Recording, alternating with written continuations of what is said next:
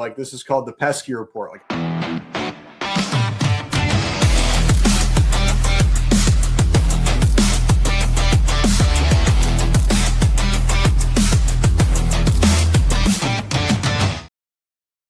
welcome back to the Pesky Report, episode 572, presented by Beyond the Monster. I'm Jordan, not in my familiar stomping grounds. It's me and Hunter. Hunter, how you doing tonight? I'm doing great, man. How are you? I'm doing all right. Can't complain.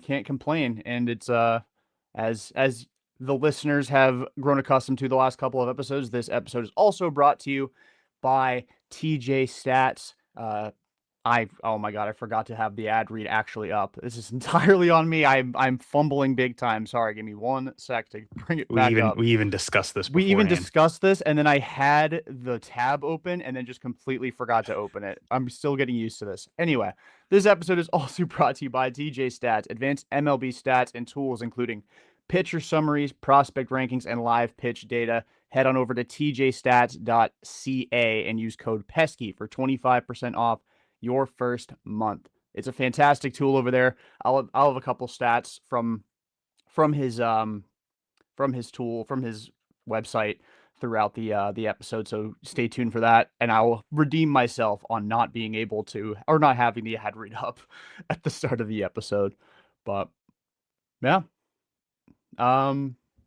so as Hunter and I talked a little bit about this before we started recording, there was not a whole lot of pitching to talk about. So this is going to be a very offensive heavy episode, talking about the Red Sox farm system, which is nice because there's not a whole lot of offense to talk about on the MLB show. So this is great. It's a perfect trade-off, at least for me. I don't ever get to talk about offense, so this is great for me. I'm very excited. What? No, dude. I don't know what you're talking about. The Red Sox definitely don't have two people with 500 OPSs in their starting lineup. Three people? Three people with sub 600 OPSs, right? 3 people sub 600, but you're technically right. Only 2 have a 500 because I'm pretty sure Caleb Durbin's is like 490. So we're still fighting our way back up there on Caleb Durbin. But yeah, so may as well jump right in with Worcester. With the Woo Sox. I don't know who you want to cover first. I'll throw it over to you. I've got a couple guys from the major league side of things that I would definitely want to highlight. But I'll throw it to you first. Who do you want to talk about with the Woo Sox? I feel like the person I feel like needs the first shout out is someone who had a career first this week. Nathan Hickey went 2 for 4 with a home run this week. He only appeared in 1 game as a catcher, but he also appeared in a game as a pitcher. He threw 1 shutout inning and extra innings, and he actually picked up his first career win. He ended up winning the game because Alan Castro hit a walk-off home run. It's shocking that Derek is not here to talk about Alan Castro hitting a walk-off home run. But yeah, Nathan Hickey, I think has like 3 1/3 innings pitching this year. I should have that number in front of me, but he's come in relief a couple times. He doesn't have anything. He's a very, no offense to him, he's a very boring position player pitcher because he throws like 85. Like, he's not one of those, he pumps it in there at 92 like Albert Feliz used to, and he's not one of those like eephus pitch 40-mile-an-hour Brock Holt, Drew Ehrhard type pitchers. But I mean, yeah, 3 1/3 innings.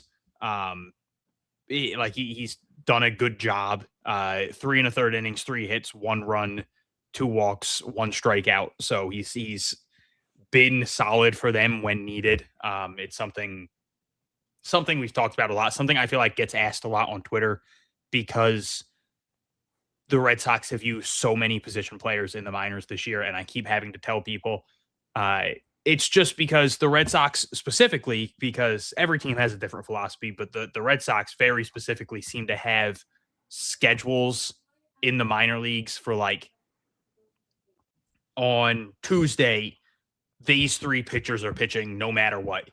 And on Wednesday, these 2 pitchers are pitching no matter what. And on Thursday, these 3 pitchers. And if you go past those pitchers, it's position players the rest of the day, no matter what. So we saw it. It was something I noticed with Greenville last year was anytime the game went into extras, it didn't matter. It was immediate position player. Doesn't matter. And we've seen a lot of that this year. So we've seen Nathan Hickey getting a lot of time. Drew Earhart was pitching a lot before he got promoted, called up, before he took the job as the bullpen catcher in the majors. And so it was just that's just a cool little nugget that Nathan Hickey gets his first career win this week as a pitcher, while also appearing in one game as a hitter and getting his second home run of the year. He hasn't had a great year offensively. He's just hitting 175, but he's playing very sparingly, and the power's starting to show up. 2 homer, each of his last 2 games. So he's only played 2 games in May, and in both of them he's hit a homer, which good for him, because it seems like they're really cutting back his playing time. So if he can maximize that playing time by hitting home runs and then pitching every once in a while, any way to stay in the team's view is good for him. So hitting home runs and getting wins as a pitcher will certainly help keep you relevant. Yeah, Nathan Hickey, back when the Red Sox farm system was not very good, so like 2021, 2022, when he first broke into the system, he was one of my favorite prospects, because everyone's talking about how bad the Red Sox farm system is. And I'm like, there's this dude down in Greenville absolutely mashing by the name of Nathan Hickey, by the way. And now, yeah, we're at the point where, like you said, he's not playing a whole lot, only 47 plate appearances this season overall. And it's like, we played 128 games last year, but now with like Mickey Gasper, and then trying to get a bunch of different guys, some burn over at first base. Guys are kind of on the periphery of the major league roster, kind of on that bubble. It's, I don't know. It sucks for him because he's 26. He's obviously worked his butt off, and he's had some moments in spring training. He actually had a pretty decent camp this year. But like the writing's kind of on the wall, where I don't know how much longer he's going to be in the Red Sox organization, because this is what they did with Alex Binelas a couple of years ago. It was like he played a lot, then one year he just magically wasn't in the lineup really ever anymore, and then they ended up releasing him. I don't know if the same fate is in store for Nathan Hickey, especially as guys like Mickey Gasper are now getting called up and playing at the big league level. But nice to see him have a couple of moments, because he would be a Red Sox minor league folk hero for me. Kind of, he's in that echelon with like Josh Ockamy, who I was like all about in the late 2010s. I loved Josh Ockamy. He's one of the first prospects I ever interviewed, was Josh Ockamy. I loved Josh. He's the exact, it's kind of like how you said it with Hickey, where it was like there was just this dude who just had crazy power, and it's just like that will immediately make fans be like, oh, this guy's interesting. I go, oh, this guy, there's this guy who, even if they're not a big time hitter, like even if they're hitting 240, it's like, oh, but they hit 20 homers. That's exciting. Especially at first base too, because it's like, I mean, maybe not this year specifically, because the Red Sox actually finally have a first baseman that's breathing and hitting home runs. But like, you go back to, again, the 2018 to 2021 range. Like, yeah, they had Mitch Moreland and like Steve Pearce came over, but like for a while, I was, Josh Ockamy was kind of like in that maybe he could come up in platoon kind of role. Maybe when they still had Hanley, it was like, oh, you could platoon him at DH, can play some right field, can play some first base, and yeah. Anyway, not to go on a Josh Ockamy and Nick Longy was another one. He was a top prospect in the system. Bryce Brents for a bit as well. I mean, there's some serious like folk heroes that are now, and a lot of them are either working as scouts like Ockamy, or like doing some NESN stuff like CJ Chatham. The farm system used to be in some dire straits, man. You guys are spoiled now, getting to talk about these guys every week. I could not imagine talking about the Red Sox farm system back when it was like Michael Chavis, Darwinzon Hernandez, and friends. Looking back on it, like looking back on stuff that I used to write when I first started covering the minor league system, and I'm like, man, I really tried to hype some of these guys up, and it's like, this was just a bad system. Like, yeah, no offense to Nathan Hickey, but the reason he was hyped up was because the system was so bad, and it was like, this was a guy who was a bad defensive catcher who struck out a ton, but hey, he has a lot of power, so there was something. And to his credit, he switched over to first base, and he has looked very solid at first base. But yeah, I'm curious, not to interview you on your own show here, but who, if you can remember off the top of your head, you don't have to break your back trying to think this one through, but who's a prospect that you were like adamant was going to be a star that didn't, whether you were hyping them up as like kind of copium or not? Who is a prospect that you Danny hyped Mars. up? Danny Love Mars. that. Love him to death. That's my guy. I absolutely love Danny Mars. That's genuinely probably that's the first prospect I ever like had a relationship with to the point of like, I would interview him. I would talk. I went to a game and I would talk to him after a game. Like he like reached out to me, so it was like one of those things where I was like, oh, this is so cool. Like a prospect knows who I am, and we were like the same age, so it was like right out of college. I think I'm like a year or two older than him, but and I genuinely thought that he was like this. He was fast. He was a contact hitter. He played good defense in the outfield. Like he didn't have a lot of power, but like everything else seemed like it was there. And I really thought that he had something. And he led the organization in batting average at like, it was just like 306 or something like that the one year, but that was like the best batting average in the organization, counting the major leagues. And then the next year he was released and he did it in like AA. And then the next year he was released and I was like, oh, like, all right. I like that. And that was kind of like before I understood minor league baseball to the point I understand it now, where it's like, hey, batting average doesn't really mean all that much. Like, yeah, I'll still talk about batting average and I'll bring it up because it's an easy thing for everyone to understand. But I was so sure that Danny Mars was going to be a beast. Nick Longy was another one who I genuinely thought was going to be good, a good defensive first baseman who hit a ton of line drives. I'm trying to think of like a pitcher who if I could go back and find some of the articles that I first wrote, like when I first started doing my top 30s, I would love to see it. Sadly, that was for a different website that has since been completely erased from human existence. But back then, Hunter was the most positive. Like, I still think I'm maybe a little bit too positive, but 2017 Hunter was like every single Red Sox prospect has a chance to be the next Alex Rodriguez. Like I was aggressive with it back then. I've gotten much better at it now, but to this day, when we had Chris Hatfield and Ian Kundal on, I asked both of them the question of like a prospect that to this day you don't think had a fair chance, like that you thought was good and like, oh, they just for whatever reason never made it to the majors.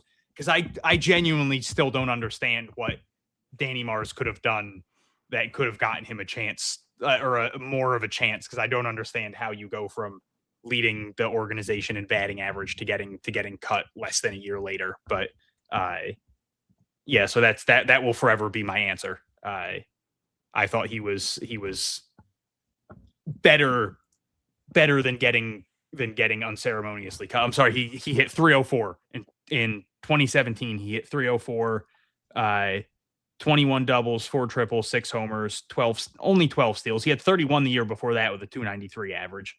And then in 2018, he hit 255 with 19 steals, and he was cut. And I just didn't understand it. Now looking back on it, it's like, all right, he was a little bit older for AA, and like he had a significant drop off in batting average, but still shocked that he didn't get a chance with another team. But yeah, it's wild, like thinking about some of the prospects, because I've never been nearly as tapped. I mean, you're kind of in your own tier of like tapped in with Red Sox prospects, but like when I first like started getting more into the weeds of like the nuances behind player evaluation, starting with some prospects and then also into like advanced analytics and stuff, the dude that I was adamant was going to be like maybe not a star, but like a very good at like worst platoon bat that like kind of like Rob Refsnyder became for the Red Sox. I thought Sam Travis was going to be a dog, and he just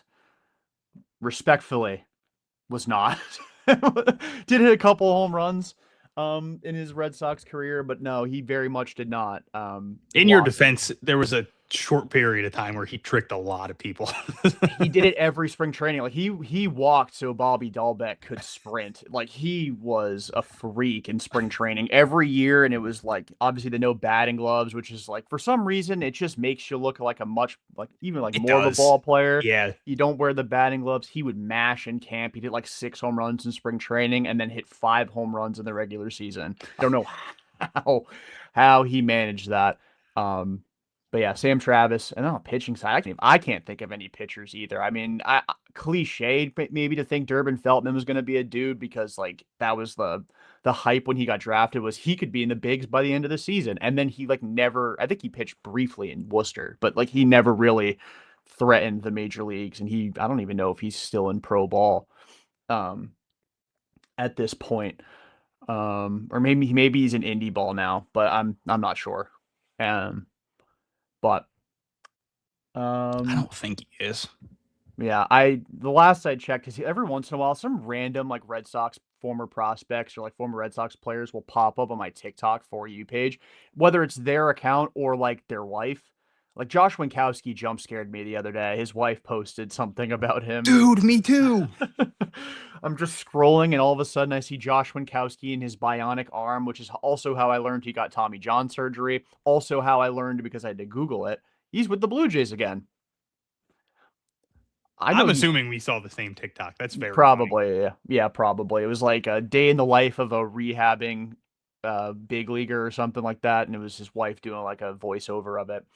A guy who like statistically so much better than he got treated here, but like I understand why a lot of people did not like him. I'm not trying to say I liked him, but he definitely was better than he was treated. But anyway. Back to the Woo Sox current state of affairs. A guy I want to highlight again on the major league side of things. Well, I guess not on the major league side of things, but a guy I could see maybe getting an opportunity in the big leagues relatively soon if Craig Breslow ever decides that maybe a call up without an injury might be in order. Anthony Siegler had a really nice week for the Woo Sox. He went 8 for 15 with a double, a home run, 4 walks, just 2 strikeouts. I promised stats from tjstats.ca. He's 93rd percentile for chase rate this season, 70th percentile for whiff rate. The Red Sox pride themselves on swing decisions and not whiffing. Maybe give my guy Anthony Siegler an opportunity. Came over in the Kyle Harrison for Caleb Durbin trade. The only guy we haven't seen yet, and he's versatile. He's a switch hitter, and again makes good swing decisions. Not a guy who's gonna like jump off the page as far as like exit velos go, but he's not a guy who. Like, he's not getting a whole lot of cheap hits. Like, he hits the ball fairly stiff. He just doesn't have, like, a 119 exit velo for his max. It's, like, 107. But I think he's a solid bat, and he commands the zone well, and I think he's deserving of an opportunity whenever they decide that somebody needs to get optioned or DFA'd, however you want to go about it. This is kind of cutting back. But I did find a pitcher. So I found 2 people. One, not a pitcher, Pedro Castellanos. Another kind of first baseman because he also played the outfield. But the pitcher, Dedgar Jimenez. I was stupid high on Dedgar Jimenez, and I will openly admit part of it was his look. I christened him Baby Bartolo because he looked so much like a young Bartolo Colon. So I was incredibly high on him. He wore the goggles. He didn't throw super hard, but he had a really good changeup, and there's nothing I love more than a good changeup. And he genuinely put up like really solid numbers throughout most of his minor league career. Like 2017, he had a 3.02 ERA in AA. 2018, he had a 4.39 between AA and AAA. And then he struggled after that. But for a couple years, I was like, dude, this guy's gonna be like a genuine low end rotation guy for like 8. Like I thought he was gonna be like a Felix Doubront type, where it was like he'll be a bottom of the rotation guy that everybody loves for a couple years, and he just I think he pitched like 50 innings in AAA and then was done. But But yeah, so sorry. While it was on our minds, I was like, No, you're good. I I'm have to just throw looking this at a out there, picture of Rollins. this man. I'm just looking at a picture of this man, and baby Bartolo, I see it. I see what you mean. Like I will openly admit that the second I saw him, I was like, well, I love this man, and I have to become a fan. There's something endearing about an athlete that is like very overweight. That just that just it's so endearing. Like I mean, Alejandro Kirk's good, but like him being fat is like why he's so lovable. You know, Yes. he's just a cuddly individual. You know. But I see what you mean with the baby Bartolo comp there. He is also huge. Like not in like obviously he's huge, but I mean like he's also a freak in terms of how tall he is. Yeah. Um, when was he with the team, or when was he in the organization? How long ago was that?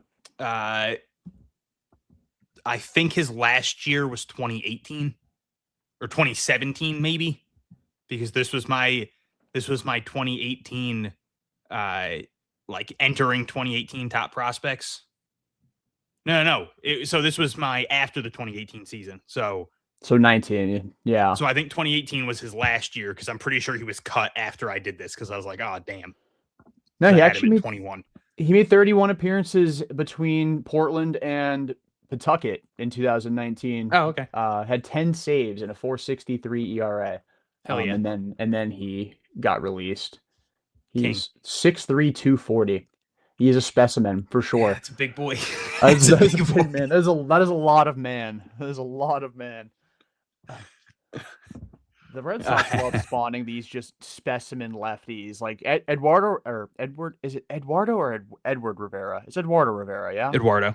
Yeah, I don't know why I was blanking on that, but he is a freak specimen as well. He's like what 6'6", 275. He is that's a lot of man. Yeah, because there was a point last year where Greenville had him, Peyton Tolley, and someone else, and they were all like 6'7", and it was just like, my God, I can't think of who the other one was, and it was just like, this is terrifying. Like, just a bunch of massive human beings. What?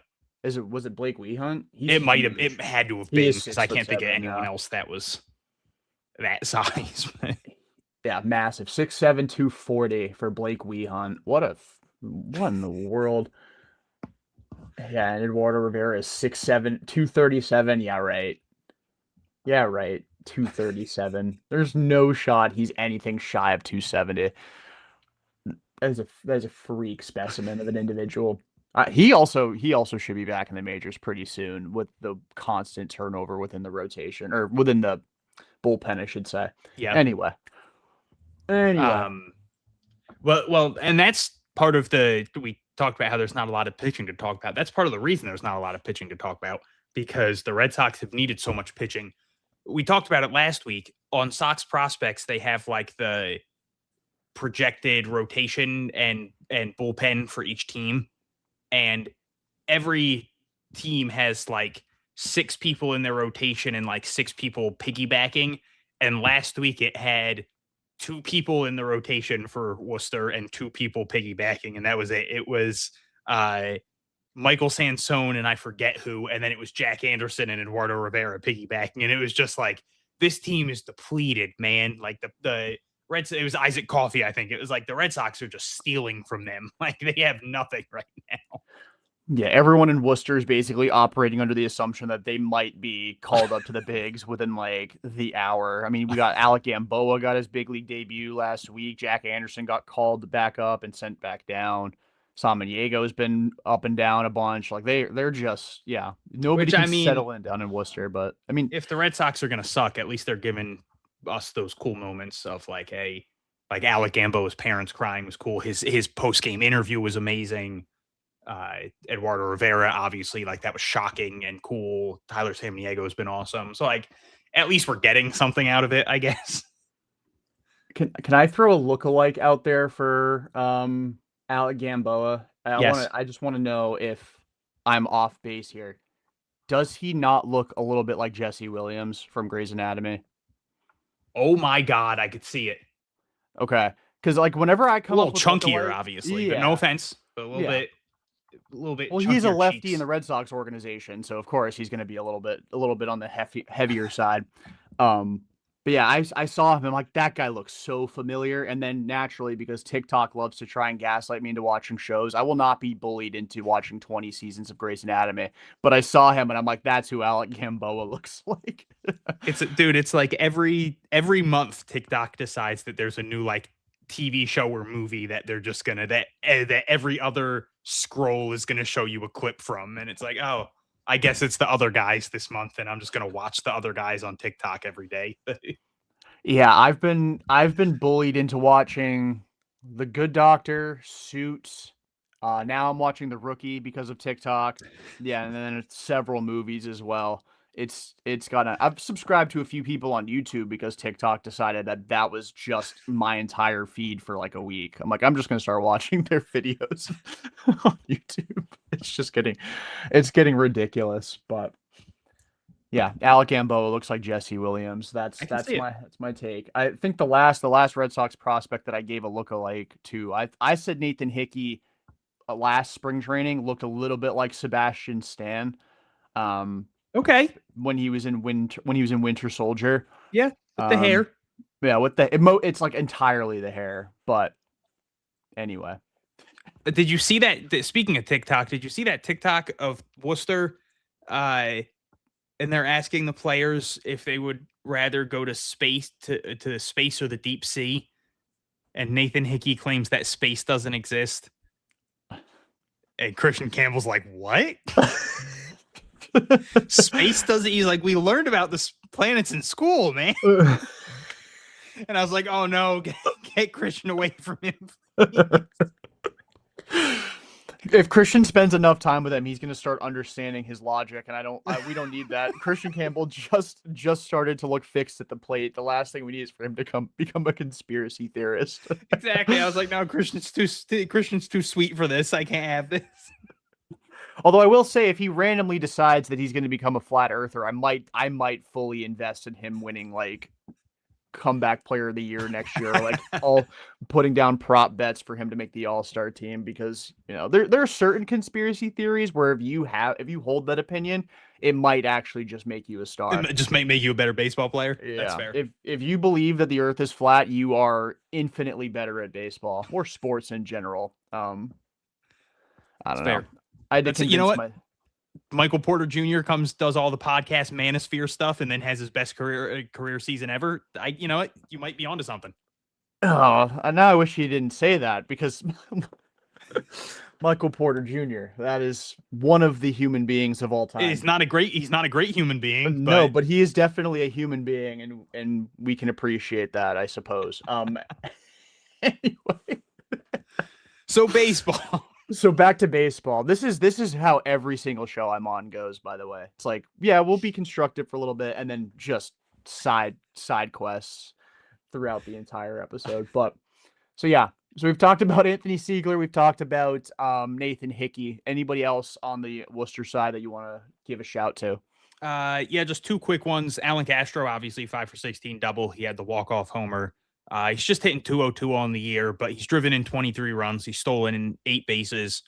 He's hitting the ball hard a lot. It's just been a lot of bad luck and a lot of the same formula we've seen from him the last few seasons, which is Alan Castro starts the year slow and then picks it up as the year goes on. And we're starting to see the picking up as the year goes on. So be prepared for a lot of good weeks upcoming.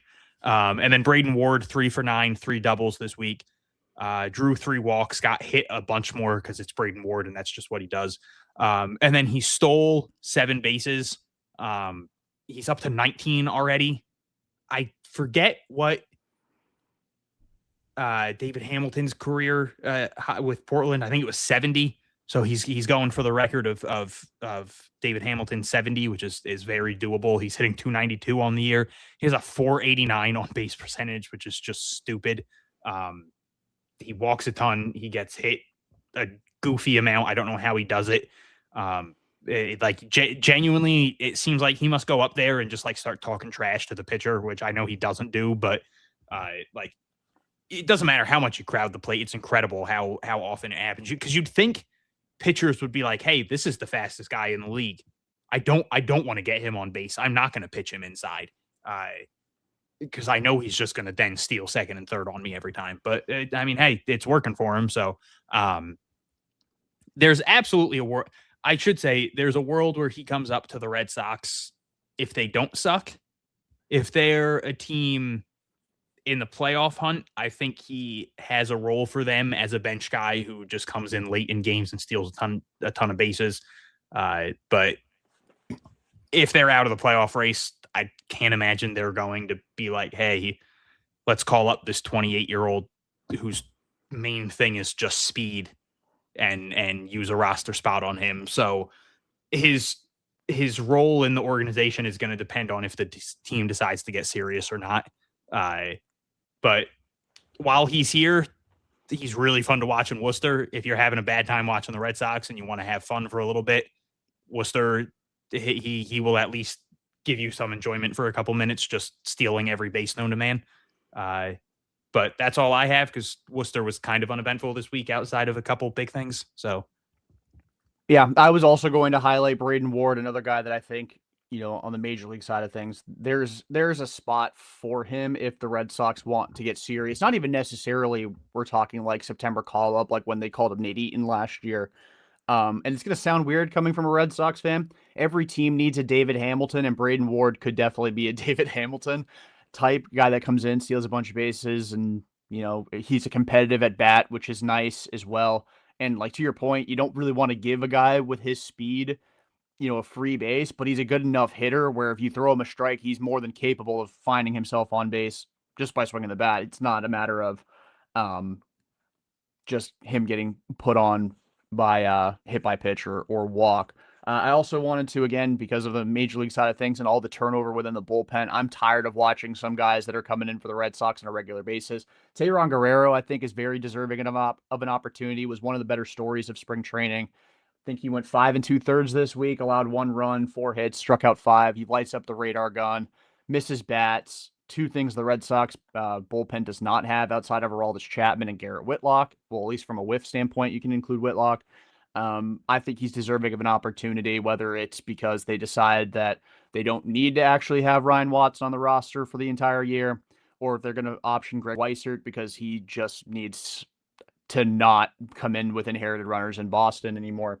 But I think he deserves an opportunity with the Red Sox as well. Not really a prospect. He's 35 years old, but worth mentioning because of the major league side of things. Is that a running gag at this point, do you think? Like, is that like the whole everyone within the Red Sox organization is just like, dude, it'd be really fucking funny right now. There's runners on first and second and 1 out. What if we put in Greg Weissert? I don't know. Like, what if we just put in Greg Weissert and just let him give up 17 runs? Wouldn't that be really funny right now? Yeah, I blew the game. And it's like clockwork every single time. I can't remember a time this year where he actually inherited a runner and didn't allow the run to score. And this has been his entire career. Like, it's not a new thing in 2026. Last year, he struggled with it. Not as badly as this year, but last year he struggled with it. 2024, he definitely struggled with it. And with the Yankees, he struggled with it as well. And there was a reason they were willing to trade him for Alex Verdugo. If they want to give him a breather down in Worcester and call up Tayron Guerrero, obviously would also need a 40-man roster spot shuffling there. But I mean, Cutter Crawford kind of ceases to exist at this point. So there's a 60-day guy candidate right there. You don't have to DFA anybody to get him on there. So yeah, Tayron Guerrero, another guy that worthy of an opportunity. And you said you don't have anybody else for Worcester, so we can move on down to Portland with the Sea Dogs. And this was a very exciting week for one Brooks Brannon, who, I mean, dude, we got to study the Pesky Report bump. We have to. It needs to be studied because he went nuclear this week. Drove in 11 runs, 3 home runs. He's another no batting gloves guy, right? Or am I making that up? I thought he was a no batting gloves guy, or at least he was when he came into the organization. I think he wears batting gloves. Ah, darn. Hold But on, I we think can figure this out. Yeah, he wears batting gloves. he does. I feel Yeah. like he used to not, and that's why, or maybe I'm just thinking of your favorite backup catcher in Red Sox history, Danny Jansen, with his no batting gloves. But Don't. don't scar you. The worst Don't- part don't- is when you said that, Doug Mirabelli didn't wear batting gloves. So I was It's- like, oh, he's gonna bring up Doug Mirabelli, and then you smear his good name, sir, my bad. by bringing up Danny Jansen. The Phenomenal. only good thing about Danny Jansen was that he wasn't Reese McGuire. And the fact that he, played for both teams in the same game. If you didn't know, if you didn't know that, it's that fact has lost its luster, but it is actually still wild. Like I don't care if it is a crazy stat or a crazy fact, but yeah, Brooks Brandon, crazy week for him on the power side of things, and it's nice because the Red Sox catching depth was like a massive issue last year, and it's not like it. I mean, it got better. They added, I think, 4 catchers this past off season to the minor league side of things, but he's been here for a bit. And we've all been kind of waiting on him to kind of have his breakout and be like a legitimate option for them in the high minors as a catcher, and it's looking like it's starting to take form for Brooks Brandon.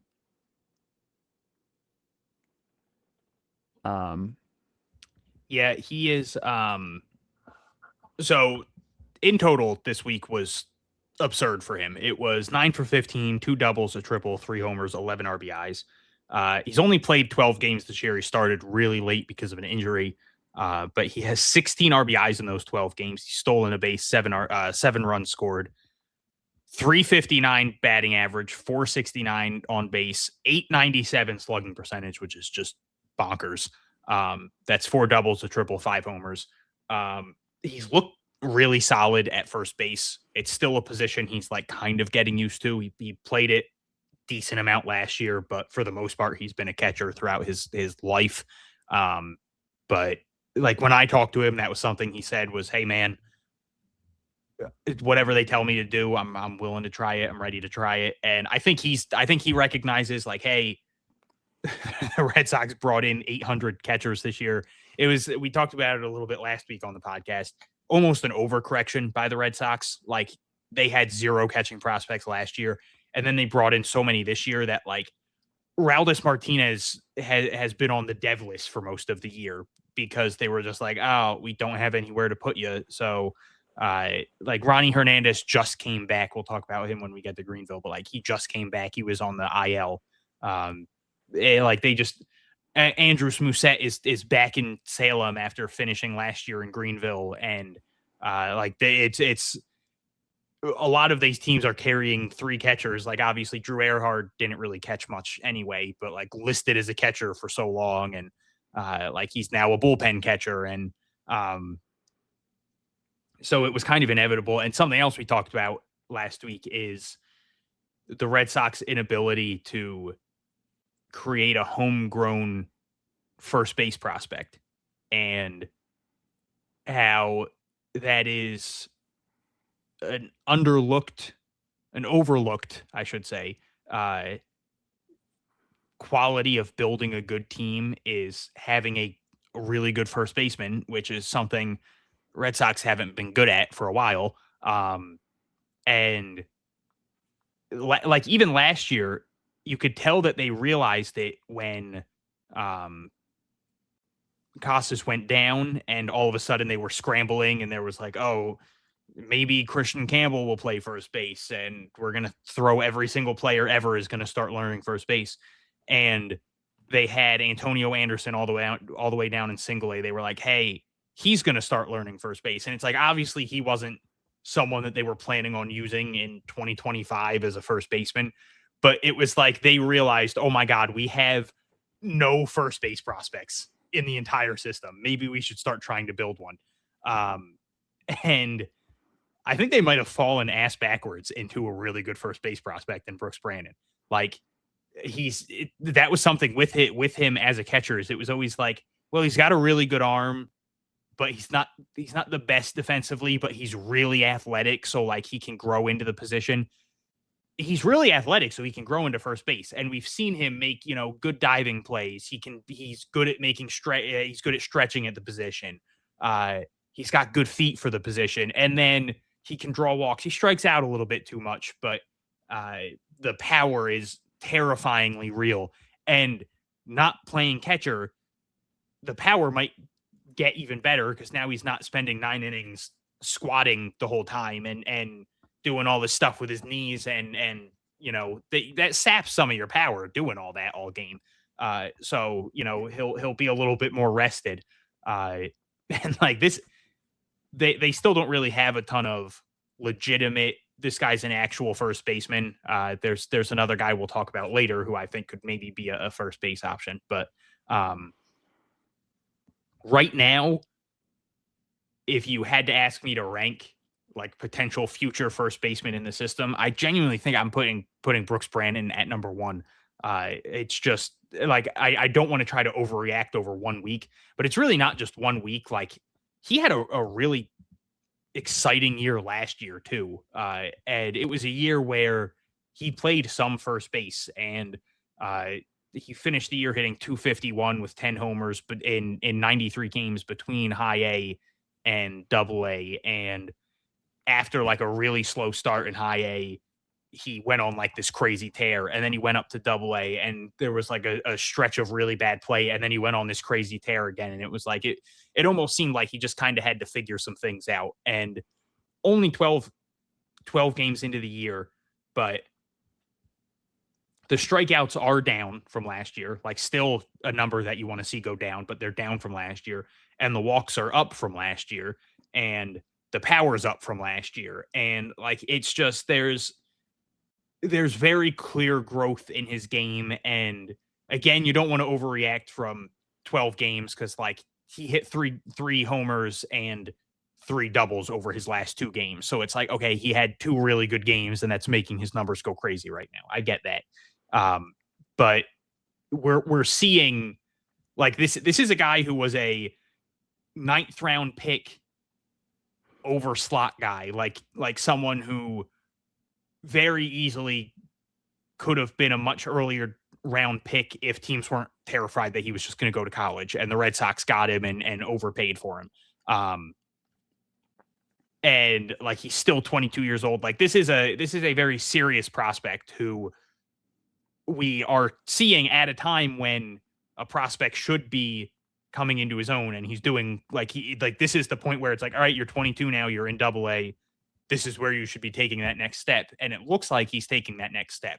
And I don't think it's a coincidence that it coincides with him kind of just becoming a full-time first baseman. And I could see that maybe just helping with his confidence, where it's like, all right, now you have your position, and now you're not dealing with, like, I get that catcher was his position for his entire life, but there were like, the second he got here, it was like, oh, well, will he stick at the position? And it's like, all right, well, now you know what your position is. Now you know what you're doing. And again, now you're not at a position where it's on your knees for 3 hours squatting, doing all these moves, diving after loose balls and all that stuff. So I don't know. I think that we're seeing a legitimate first base prospect bloom in front of our eyes. And I think it's exciting to have someone different to talk about, because as you go along in a season, you kind of start to get into this rhythm of like, all right, it's time to talk about Portland. Well, it's going to be Franklin Arias, and it's going to be, obviously this is the first week of him being here, but like, oh, and it's going to be Anthony Ianson, and it's like, oh, it's Greenville, it's going to be Henry Godbout, and it's going to be Justin Gonzalez. And it's like, all right, now there's Brooks Brandon, who maybe not every week, there's going to be weeks where he strikes out a ton and he doesn't do much, but there's going to be a lot of weeks like this. And there's going to be a lot of weeks where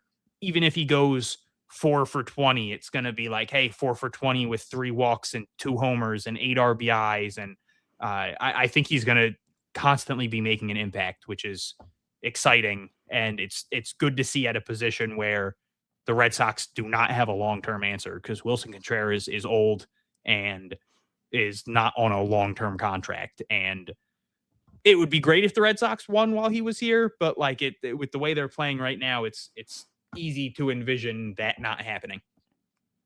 Yeah, and I think sometimes we forget as fans sometimes where we look at prospects and we are like, well, they're either star caliber or they're nothing. And I feel like there's so much gray area there. Like not every single big leaguer is a star. And not every single big leaguer was a former top prospect. A guy like Brooks Brandon, there are several of him in Major League Baseball. Like if you wanted to, maybe I'm giving like a 99th percentile outcome version of him, but like Max Muncy's a dude who strikes out a ton, plays a solid third base, not first base, but he hits a ton of power or hits for a ton of power and strikes out a lot. But he's an impactful player on a World Series caliber team. Now, granted, they probably wouldn't miss him if they released him just out of thin air because they're stacked, but Because it's the Max Dodgers. Yeah. but Max Muncy would go to another team that's very good, and he would find it. He'd carve out a niche for himself there. So like a guy like Brooks Brandon, like you said, Red Sox don't have a long-term answer at first base, but a guy like him, like I mean, he's been in the system for 5 years, or this is his 5th year in the system, but he's only 22 years old. So like people will see how long he's been in the org, and they're like, well, if he was going to be something, he would be something by now. He's dealt with a ton of injuries. Like 22 in AA really isn't that crazy. We're getting so used to guys like Roman Anthony coming up and debuting at 20 years old, or like Ronald Acuna several years back was like 19 when he debuted. Like those guys are anomalies. People like Brooks Brandon who are 22 in AA, they're How really old like was Juan Soto when they won the World Series? I think he was 19. I Freaking want to say he was absurd, 19, man. or maybe he may have turned 20 that year. Absurd. He debuted at 19 in 2018, so he was 20 when they won the World Series in 2019. Crazy, but like guys like that are not the standard. They are for excellence, but like a guy like Brandon, just because he's not a top 100 prospect, he's not already in AAA or having debuted already, that does not mean there's no future for him here, especially again at a position where the Red Sox have no depth. Where again, if Wilson Contreras goes down, which it looks like there's a chance that he's going to miss at least a game or two of this Phillies series, like Mickey Gasper is going to get some burn at first base. Not to say that that's like awful, like he's a good hitter, but like Mickey Gasper is your next line of defense at first, and then Romy Gonzalez in a month, and then after that, it's God, do I miss Romy Gonzalez, dude? right. It's crazy to think, but like he's the perfect example of this. And I'm not saying Brooks Brandon is Romy Gonzalez, but like no one would consider Romy Gonzalez a star. But it's like imagine how much better off this team would be if Romy Gonzalez never got hurt. Yeah, it's just another pro, and like that's the thing. It's like a guy who knows his role. Like he's never gonna try to do more than he is capable of doing. And I think that's the problem the Red Sox have is like so many guys are struggling that every single guy that comes up feels like they need to be the guy that like turns it all around. Yeah. And it's just compounding into a much greater issue than if they just like if they're down 3-1 in the 5th inning and they have first and third 2 outs, maybe a single to make it 3-1. Like 3-1's a lot better than 3-0 going into the top of the 6th. That's all I'm saying. That's all I'm saying. And I'm a guy who loves home runs, and I would much prefer a home run than an RBI single, but I'd much prefer an RBI single than a pop out to shortstop. I talked about this because Willier did it in the Sunday game, and Willier's been awesome, but like just everybody feels the pressure to be the guy. But anyway, back to Portland. So we've talked about Brooks Brandon. You had mentioned Anthony Ianson. Do you want to talk about his debut, or do you have any other position players that you want to talk about first? Franklin Arias 4-hit day on Sunday to break out of like the tiniest of mini slumps. You know, a Franklin Arias slump isn't a real slump, but it's slump adjacent, I guess. He's still hitting 366. He still has a over 1,000 OPS. He has 7 doubles, 8 homers, 22 RBIs, 20 runs, 2 steals. He's absurd. For the people who, because anytime anyone posts anything about Franklin Arias, there's going to be 1,000 people saying like, why isn't he in AAA? I just don't think that there's a reason to rush him right now. Like he still is like hovering around 100 plate appearances or 100 at bats at the level. And the Red Sox aren't going to use him anytime. Like they're not going to use him this year. There's no point in using him this year. The team's terrible at the moment. And you don't want to rush enough. Like everybody keeps complaining that they're rushing prospects because they come up and then they have like something that they still need to work on. And you want AAA to be the guys who like, hey, if we need someone, we're calling that guy up. And it makes sense to have him work on everything in AA. And it's like it's still May. If he gets called up in June, that's not them waiting too long to call him up. It's still giving him, 4 months of the season to work in Worcester. But it's just like it's still very, very early in the season. Like again, this was a mini slump, but like people were saying that there's no reason for him to be in Portland still when he was hitting 430 and then all of a sudden he was down to like 340 for a little bit, which obviously is still fantastic, but it was like, all right, we'll see. Like he can go through tough stretches. And if they just so happened to have called him up when he was hitting 430 and then he went through that stretch in AAA while also going up against, more seasoned pitchers and all of a sudden he's hitting, 93 through his first 3 weeks in AAA, people would have been like, oh, this guy sucks. Why? I can't believe we hyped him up. And it's like, all right, well, this is why you let them work on everything at the lower level before moving them up. So it's good to see him work through whatever it was and go back to being Franklin Arias. But just I get wanting to see these guys go up another level, especially when the team is playing bad, but just pump the brakes a little bit. And then I do just want to say Will Turner, Yohan Garcia, Marvin Alcantara, Nelly Taylor all hit 1 homer. Nate Baez hit 2. Nelly Taylor went just 1 for 12 this week. He's having such terrible luck lately.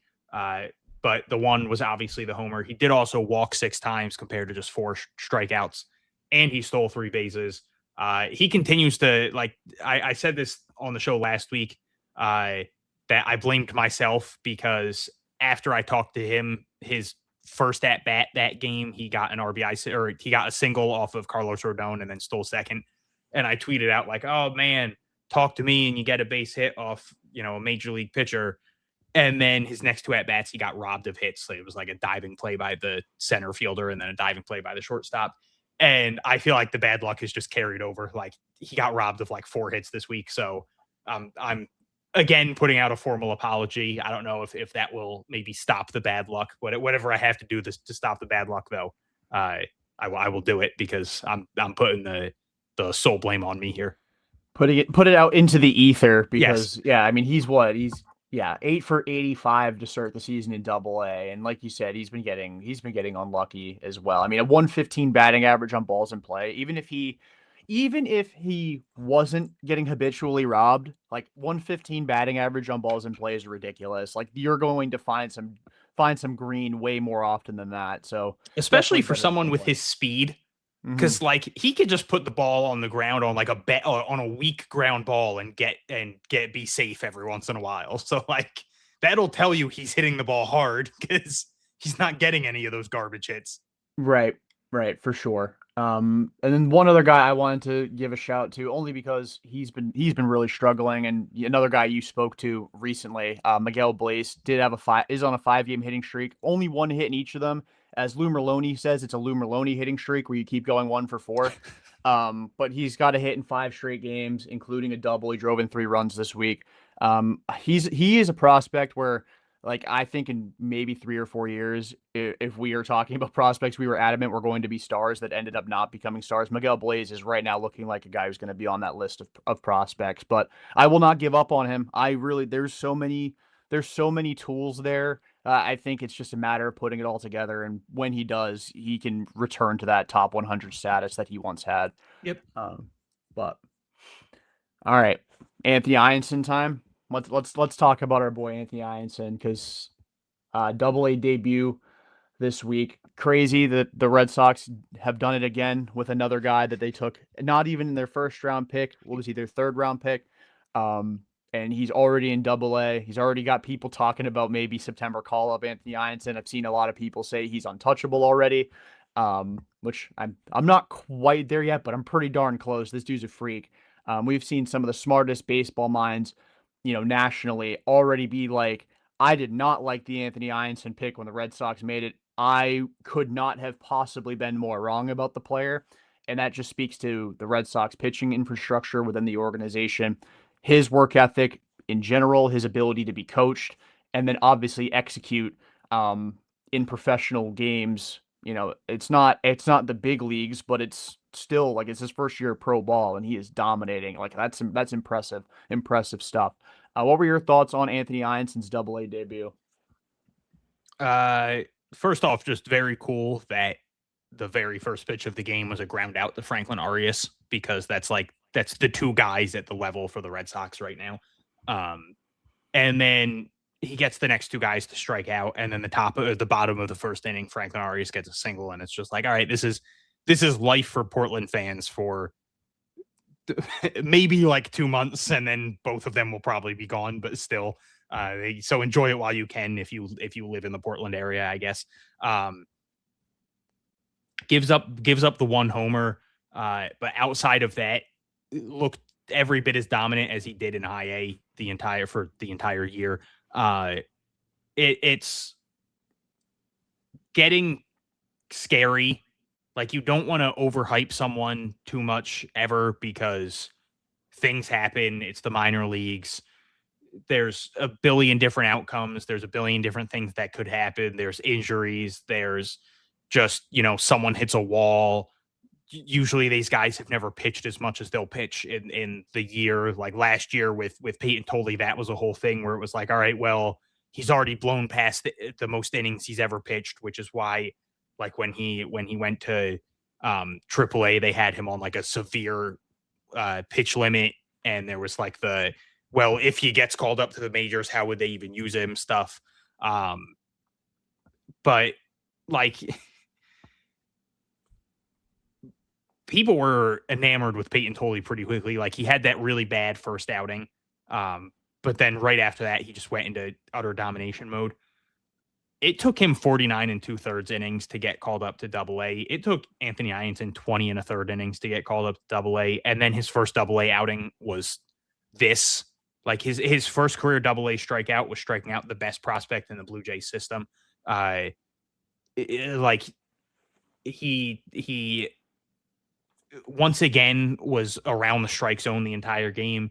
The one walk, this was something that came up in his last outing in High A, where he hit the first three batters of his minor league career, and all three of them were like kind of questionable calls. Like the one walk this game, the last two balls you could argue were maybe strikes, and it's like, man, if they had ABS in Double-A, there's a chance that those would have been called strikes or would have been overturned to strikes.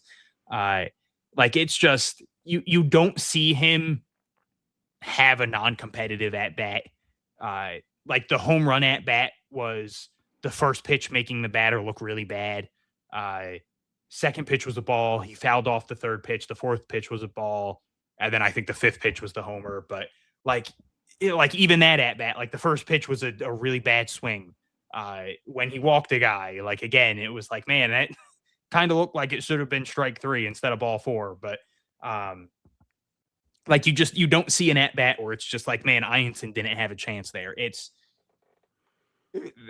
We haven't really seen that. And again, something I've mentioned on multiple podcasts before is every year I'm asked to write an article about like who's going to be this year's Roman Anthony. And every year I tell them, like, well, that's kind of a BS thing to write about, because you're putting prospects in a position that they shouldn't be in.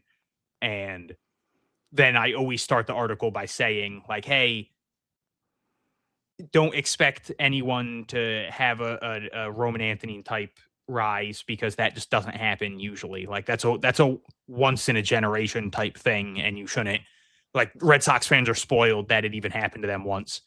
And it happened to the Sox Anthony twice, because Christian Campbell too. Well, it happened with Roman Anthony. Then it happened with Christian Campbell. Then it happened with Justinson Garcia. Then it happened with Peyton Tolley. Now it's happening with Anthony Ionson. And you could argue it happened with Franklin Arias this year. Like, because like what he's done is still such a massive jump from what he was. And it's like, my God, like I'm just gonna have to not give a disclaimer next year, because I guess I'm just wrong. But it's like, again, you don't want to hype someone up too much, but it's like, I don't know if we've ever seen what we're seeing from Anthony Ianson before. Like, this might be a new level of absurd from a pitcher, because there's nothing in his game that could even kind of be considered a weakness. Like, there's nothing where it's like, oh well, he could work on, like with Peyton Tolle, it was like, oh well, the secondaries aren't there. And with Roman Anthony, it was like, oh well, he needs to elevate the ball, and oh, maybe he strikes out a little bit too much. And with Yastinson Garcia, it was, oh, he strikes out too much. And with Christian Campbell, it was the swing being weird. And with Franklin Arias, it was he didn't have any power. Obviously, he's fixed that. But like with Anthony Ianson, what is there to complain about? The secondaries were the strong thing when he got drafted. The thing was, oh well, the fastball's not that great. And then he came into spring, and it was like, oh, by the way, he throws 98 now. And it was like, all right, well, the fastball's there now. He doesn't give up hard hit balls. He had a game this year where the team didn't hit the ball into the outfield. I'm not saying they didn't get a hit into the outfield. I'm saying literally there wasn't a ball hit past the infield grass or the infield dirt. Like the furthest hit ball was a pop up to the pitcher. Like, absurd. He strikes people out at a gross amount. He doesn't. Not only does he not walk people, he doesn't throw balls. Like, he doesn't work a ton of bad counts. Like, there's nothing negative to say about Anthony Ianson right now. It's incredible. At the risk of doing exactly what you just said is unfair and putting prospects in a position where it's just like it's too much to throw on them. I was just curious because the last prospect last pitching prospect that I have like truly like immediately been like, yeah, that guy's a dog, was genuinely Steven Strasburg. I mean, Paul Skeens too, but he was already one in college. Like, that was already a thing. But like Strasburg, he also started in Double-A, but he got promoted to the next level after 22 innings. So like Ianson's already ascending pretty much as quickly as a guy like Steven Strasburg. Strasburg just started a level higher, but he also was 21 when he got drafted. But it's exciting to see. It's exciting to follow, and like it's weird because, okay, so position player prospects, obviously you see them more frequently because they play every single day. But I feel like because of the long stretch of time where the Red Sox really had no pitching prospects that were like really that exciting, like I remember getting hyped up for Darwinzon Hernandez. Like, he would go 3 innings, strike out 7, walk 5, and I'd be like, that guy, if he can figure out his command, look out. He did not.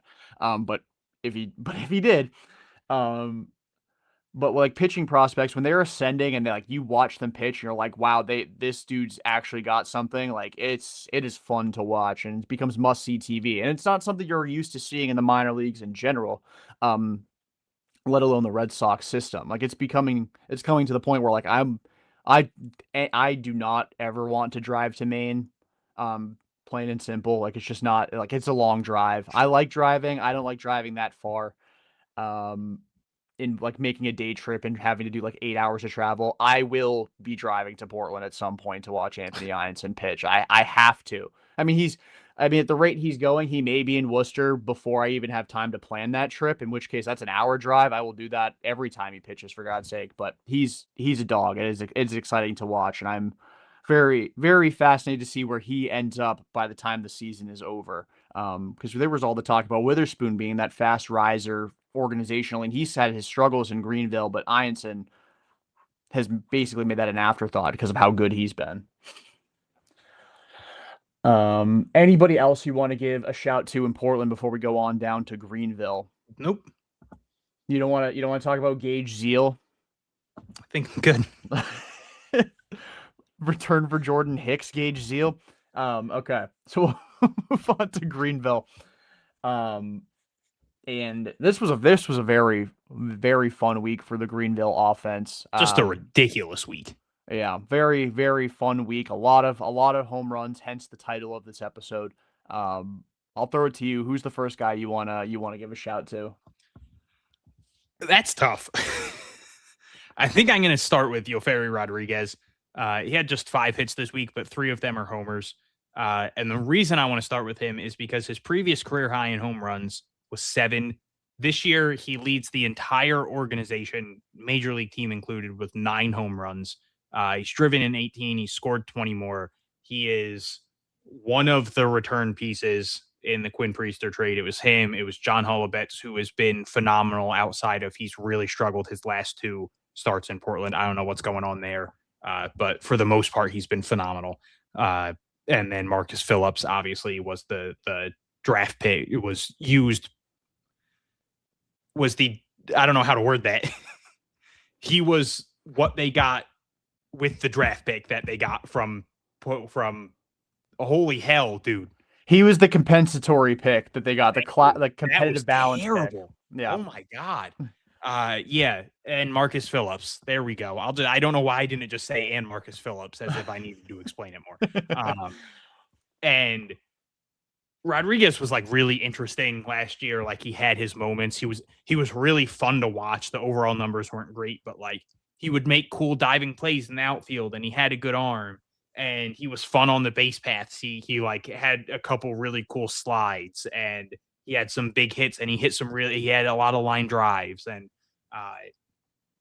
like you could see the building blocks, but it was like, all right, but he needs to take a couple steps here and there to really become something. And he has taken those steps. And it's like, for as much crap as the Red Sox have rightfully gotten for a lot of different things, and whether it's Craig Breslow or Driveline or the organization as a whole, it's like Craig Breslow deserves credit for zeroing in on some of the people he's drafted and some of the people he's traded for. And it's like he saw something in Yoferi Rodriguez and Driveline for some of the crap they've gotten for. They've gotten a lot of crap lately for over the last couple months for, like, oh man, the team strikes out too much because Driveline has them focusing on this, that, and the other thing. And they've unlocked a lot of power from a lot of prospects and a lot of people that we'll be talking about in a minute. And like Rodriguez is someone who I think is like the perfect example of it, because it doesn't surprise me that he didn't tap into any power last year, because he got traded like it was only like 2 weeks into the season last year, but still he got traded into the season last year. And it's like, you're already mid-season. They're probably not doing too much with you at that point. They're still probably tweaking stuff, but it's like, all right, but we're mid-season. And then in the off season is probably when it's like, all right, now we're going full hog. Let's figure this out. And clearly they've tapped into something. Clearly they figured something out with him, and it's working. And it's not like he's sacrificing anything else. Like the batting average is up, the on base percentage is up. He's not striking out a ton.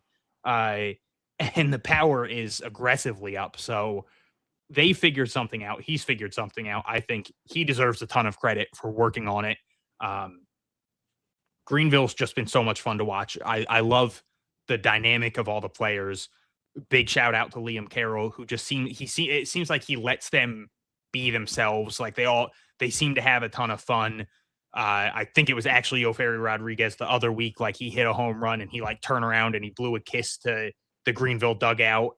And Liam Carroll is also the third base coach, and like he daps him up, but he's going around, and it's like it's just good to see him not like be a stickler, and like he's just like, hey, just go out there and have fun, and it's working for these guys.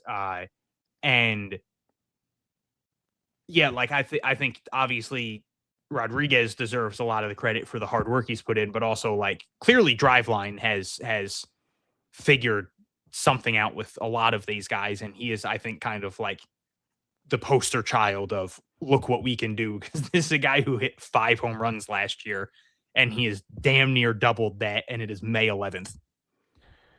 Yeah, I don't think it's Driveline's fault Trevor Story strikes out a lot, because like I really just don't think so. It's so funny though, like when the organization has success stories, it's has nothing to do with Driveline, but when they don't, like Rob Refsnyder's career was saved by Driveline. Like he has gone and been like, yeah, the whole like bat speed training thing, 100% like saved my career. And nobody talks about that. And then it's like, oh, Trevor Story strikes out 35% of the time. That's Driveline's fault. It's like, no, he's always struck out a lot. He just used to also hit a lot more home runs. But yeah, Yofiri Rodriguez has been awesome. Is he still the organizational leader in home runs with 9, or Yep. did somebody caught up to him yet? Nope, I think it's him. Wilson's second at 8. Which I do want to say, because you mentioned oh my God, dude, I'm a mess tonight. You just said his name. Rob Refsnyder. Refsnyder, yeah. I don't know if I've ever seen Red Sox Twitter more together than when I saw like Mariners Twitter was crapping on Rob Refsnyder the other day, and all of Red Sox Twitter was like, "Don't you dare! Like, we will gladly take Rob Refsnyder back. Don't you dare say anything bad about him." Dude, we did our season preview, or like our first series preview, back in late March, and one of my hot takes for the year was the Red Sox are going to bring Rob Refsnyder back at some point this season. And I still genuinely believe that, because he's only on a 1-year deal and he has been awful for the Mariners. So like, he is low key on DFA watch. Like, Yeah. Not to say low key. I know Brian just gave, my generation a lot of shit yesterday for saying low key a lot, but low key could totally see Rob Refsnyder getting DFA'd by the Mariners. And then if there's, obviously got to go through the whole like waiver claim process, but if he hits free agency, welcome back to Boston, Rob Refsnyder. I still have your autographed baseball card back there on my shelf. But yeah, Yofiri Rodriguez has been awesome. Before we get into like the other like fun prospect that's catching a lot of people by storm, I got to give a shout out to my fellow Sun Devil. Isaiah Jackson had a really fantastic week. He's always been a demon defensively in center field. Even back at ASU, he was awesome out there. And last year, he wasn't great as far as like his first like kind of taste of professional ball. He didn't play a whole lot in the Angels organization. He's not a great hitter. He's a solid hitter, defensive first kind of player, but he also struggled at first at ASU, and then year 2 he really broke out and became an actual like draft prospect. So exciting to see him, kind of get a little bit of success. He hit a home run this week, drove in 6 runs, walked 4 times, and obviously I think this was the week he robbed a home run too, right? Or was it last week? Because he's a freak out there. I promise you that will not be his last home run robbery in 2026, and it sure as hell won't be his last defensive highlight, because again, he is very good out there. The Red Sox love their defensive first center fielders. So Isaiah Jackson being a fit in the organization was kind of obvious, even though they had to trade Vaughn Grissom for him. But I'm happy. It wasn't just a nothing trade because I got a Sun Devil out of it. There you go. And he leads Greenville with 24 RBIs. Yeah, he's an RBI machine, plays great defense, some sneaky pop in there. I'm curious to see where he kind of ends up at the end of the season. I don't know what kind of path is carved out for him. It's so hard to predict with outfielders in this organization because there's 800 of them. Yeah. But yeah, good week for Isaiah Jackson as well. Is it time we talk about Henry Godbout? I think so. I think it's time to talk about Henry Godbout. Yeah, he's a guy who also didn't hit a whole lot of home runs. Virginia, I think his career high was like 17 or 18, which I guess is a lot for the collegiate season, but he wasn't dubbed a power bat coming out of college. But he pulls the ball in the air a lot. So like, if that's your jam, and it is for me, you're gonna love Henry Godbout. He pulled the ball in the air on 29% of batted balls last week, again via tjstats.ca, promo code pesky, 25% off your first month. Told you I was going to redeem myself. 3 home runs, 7 runs batted in, walked 4 times. He's an animal. What have you seen from Godbout throughout the season that's kind of helped him unlock his power? Yeah, not to continue to ride high on the drive line stuff, but this just feels like another perfect drive line. Put this like poster child, throw him up and be like, hey, look what we can do. Because my God, did they just clearly unlock something with him where it was like when he first showed up last year and he got a little taste, obviously, like, and that's part of it is he didn't, it was a small sample size, but it was all line drives, which is not a bad thing, but it was all line drives. And it was like you could see, good bat speed. He hits the ball hard. And drive lines just like he's clearly just elevating the ball a little bit more. And like 6 home runs, 5 doubles, 393 on base percentage, a 521 slugging. He's only driven in 11 runs, but that's because he tends to bat second in the lineup. And he missed a little bit of time to start the year. And then, of course, he hits 3 home runs this week, and then he leaves the game early on Sunday following a hit by pitch. So that's something we got to keep an eye on. Hopefully he's fine. But yeah, he has all the makeup of a guy who could be a top 100 prospect very, very, very soon. We talked to him in the offseason, and like he talked about how like even he was like when he first got to the organization and he had that single, what ended up being a single off the Green Monster in Greenville, or the Monster in Greenville, I guess. I don't know exactly what they call it there, but like how he thought it was a home run for a second, and how he was a little bit surprised because he said, like, he kind of said how like it's not really a big part of his game. And it's just like that's clearly something that's been unlocked. And he talked about how he feels defense is such an underrated part of his game. And you do see how smooth he looks at shortstop and how comfortable he looks at the position. And it's like, you have this guy who's playing a premium position. He plays it well. And now all of a sudden, and like he was always going to be a good hitter. He was always going to be someone that got on base a lot, that hit a bunch of doubles, that scored a ton of runs. And it's like, if all of a sudden he's a 20 to 25 home run hitter, top 50 prospect is a very realistic area for him. Like, obviously that's a lofty goal, but it's like, it's not an impossible situation for him to find himself in. It should also be said, Greensboro is a very small baseball park. Both teams hit an absurd amount of home runs this week. But we're seeing Henry Godbout consistently hit the ball hard. And I think one of the better things about him is his ability to work counts. Greenville has a lot of guys who have shaky at bats at times. Ferry Rodriguez, sometimes he'll work a really good at bat.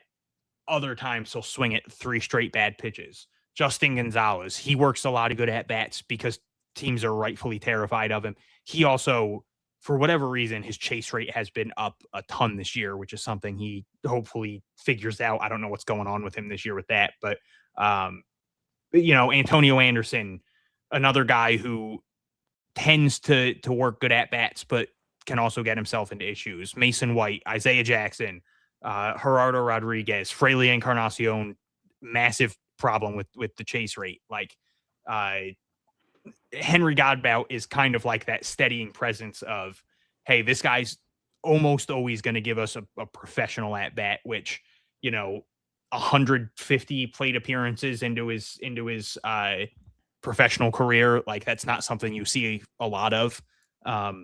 And him giving you those professional at bats, but then also being maybe the best bat in your lineup at the moment. Like, that's and the best bat in your lineup in the most exciting lineup in the system. Like, it's not like this is a bad lineup. This is a top to bottom. Like, like I said, Yoferi Rodriguez leads the organization in home runs. He's been batting 9th on this team for most of the season.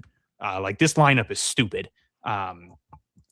So like your number 2 hitter, shortstop, finding power, giving you these elite at bats, like he's doing just about everything right now.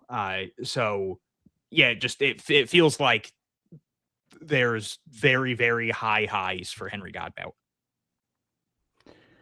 Yeah, he's a guy who is weird. The Red Sox seem to love having guys that don't swing the bat at strikes. And he is actually, like, I'm looking at his numbers. He's in the 37th percentile for zone swing rate. So, like, if you want to if you want to nitpick one thing about him, it's that he doesn't swing at strikes. I mean, I guess not all strikes are created equal. Like if you get dotted up on a slider down and away, like do I really want him swinging at that 0-0? Not necessarily.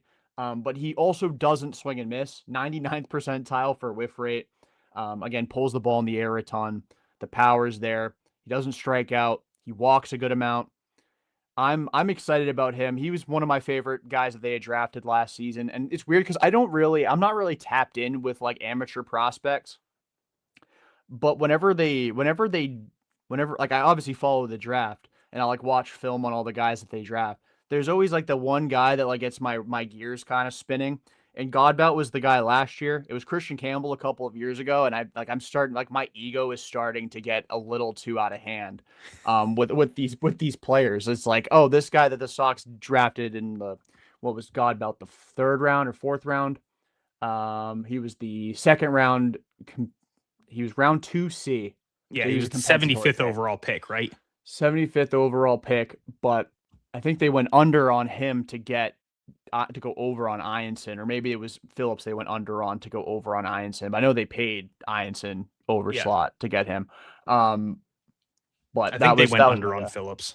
Was it Phillips? He's Godbout's been awesome though. Last year obviously didn't hit any home runs, only 13 games, 55 plate appearances, but hit 341 with a 473 on base. And then this year, average obviously down, hard to sustain 341 as you get deeper into a season, but 393 on base and slugging 521. He's a beast, and I'm excited to see him develop as well. That's a dude who is not untouchable by any means, but that's a guy I can envision being a Boston Red Sox by the end of next season, if all goes according to plan with him. I don't think he's a shortstop, though. I mean, the Red Sox have a couple guys that are ahead of him at the position that I think will stick there. Marcelo or Arias, and the other will play second. So Godbout maybe transitions over the third, which is okay because I see a lot of Alex Bregman in his game. I'm not gonna lie. I see a lot of Bregman in his game. You don't think Durbin's sticking, dude? You're not high on the Durbs? So Yoelis Cespedes went 9 for 28 this week. No. I am not high on Caleb Durbin. I still can't believe people thought I was overreacting to a bad start. I'm like, I didn't like him when they traded for him, so I'm just being an ass about it now. I think my reaction to it was yuck. I think that was genuinely my response to the trade, and people have the audacity to tell me I'm overreacting. Come on now. Don't insult me. I think I will forever know Henry Godbout was the 75th overall pick because of the amount of times I've written articles this year where I went to put like, oh, the second round, because I'll always put like, oh, the second round pick, the first round pick, the fifth round pick, whatever. And I never know how to put like the second round compository pick. So I always just put the 75th overall pick for him. So he's one of the few prospects who I think I will always know the exact draft number that they were taken, just because I never want to put like the 2C pick. Yeah, that is made it very easy for me. That is more than fair. Yeah, Godbout, phenomenal. Yofiri Rodriguez, Isaiah Jackson, anybody else you want to give a shout to down in Greenville? Just a couple super quick ones. Ronnie Hernandez might have had the best organizational debut anyone will ever see. 4 for 4 with a walk and 2 homers. Finished the week 5 for 10 with a double, 2 homers, 3 walks, but 4 for 4 with a walk and 2. So he 5 for 5 in terms of plate appearances and 2 home runs in the same game is just absolutely bonkers.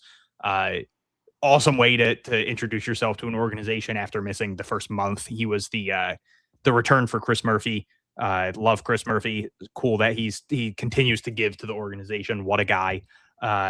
Mason White went 8 for 20 with 2 doubles, 2 homers. He's got 7 homers on the year.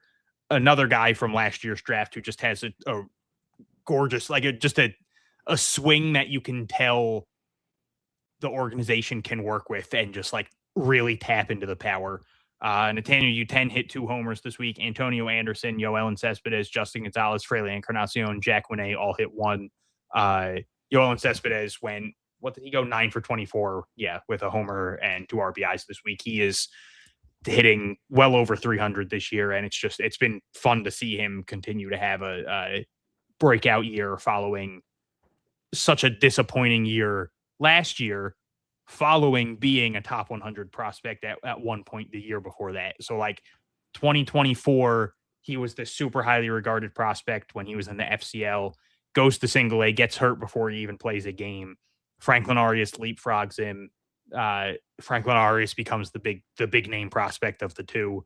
And then when Cespedes finally gets to play last year in 2025, just such an up and down season. There's like moments of seeing the good, but a lot of negatives, striking out too much. The defense was and then this year it's just been like the power's back, and he's still striking out a lot, but he's hitting the ball hard. He's playing phenomenal defense at second base.